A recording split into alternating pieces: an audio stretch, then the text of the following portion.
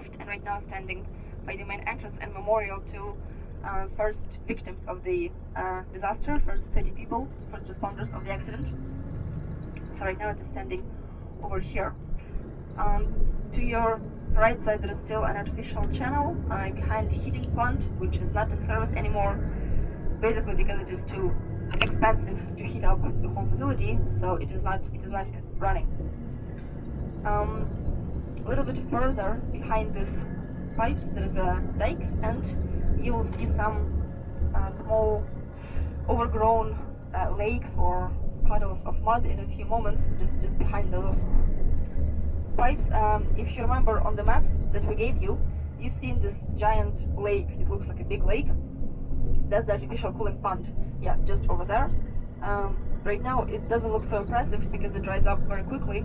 It is not maintained anymore, but it was the biggest artificial cooling lake in Europe. It was all man-made just to supply the power plant with water. Water is crucial. All 4 reactors require about 300,000 cubic meters of the water hourly just to run. So the water was pumped from River Pripyat, that's the artificial cooling pond, and then through special machines to each nuclear reactor. You can imagine, in fact, those type of reactors as a giant boiling kettle, as Gorbachev described. This was actually true. So again, on the side you see units number 1, 2, and 3.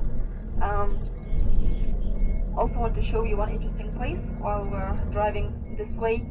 On the right side, behind this fence, there will be even small memorial. This is the fire station, the nearest unit to the CHNPP, and the 1st Brigade of the firefighters. Probably you heard about these guys. They came exactly from this unit about 9 to 10 minutes after the accident, because they received a call saying there is a fire on the roof of the turbine hall, and without any notice about levels of radiation, because no one had any ideas how bad it is. They just called here thinking that it is a simple fire, and the 1st Brigade arrived without any protection here, not that they had any, to be honest, and they faced the first people to face the reactor being just split open.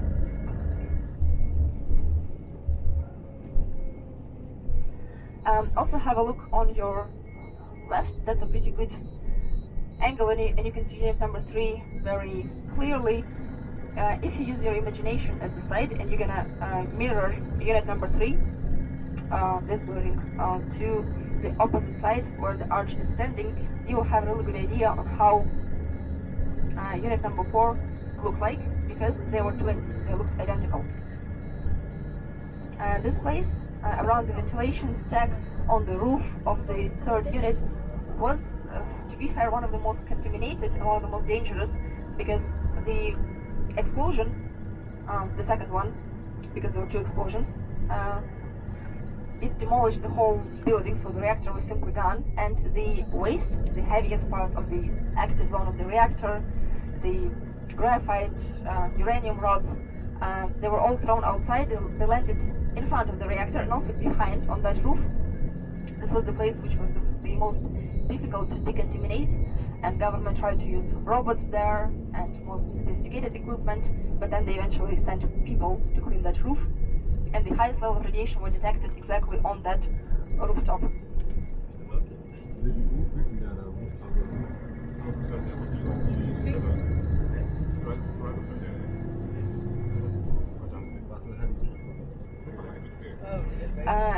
Surprisingly, I just have to explain to you that the power plant was not shut down immediately after the accident. Reactors continued to run for some time, and they were shut down only 1 day after.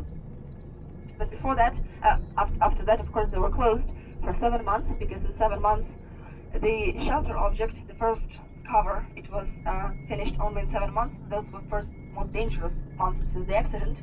And after it was finished, the power plant was restarted, and it continued to work for 14 years, in fact, after the accident, till 2000. And the last reactor, 3rd unit, it was shut down on the 15th of December 2000 exactly. Before that, it was fully